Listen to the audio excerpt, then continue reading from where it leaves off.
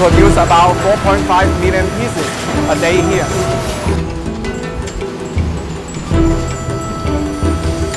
We ship to United States, Italy, Spain, Greece, United Kingdom, Mexico, Germany.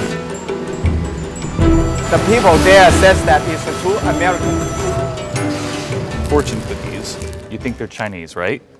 But they're not. But they're not. I actually went to China and gave fortune cookies out to Chinese people to see how they would react.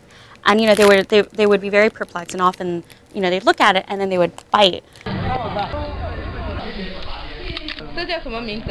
And then they'd be really surprised because they would say, there is a paper in my cookie. And then you would say, well, it's a fortune. And they're like, God, Americans are so strange. It turns out fortune cookies, in my research, actually trace back to Japan.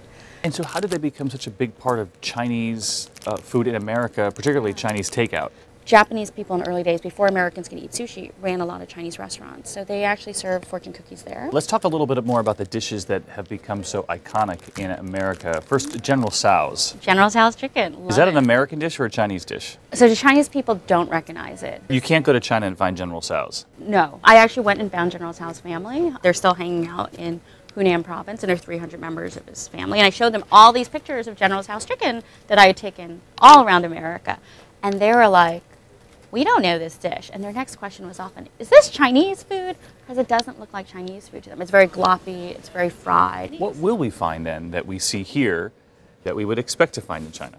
Dumplings. Dumplings. The soup is different though, right? It's often very, very thin.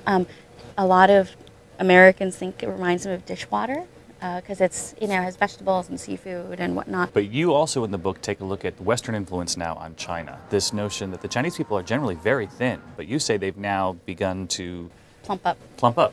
And one of the most interesting influences is this idea of drinking milk. That's a very Western concept. Dairy is not part of traditional Chinese cooking. You know, there's this notion of we'll be bigger and stronger, not just in China, but it was also a very big concept in Japan. And so you see like milk consumption kind of skyrocket as a result of this, like, you know, westernization. Well, thank you very much. I know it's the Fortune Cookie Chronicles, yeah, and it's a really fun read, so thanks for coming in. Thank you so much. Wish we could take you with us.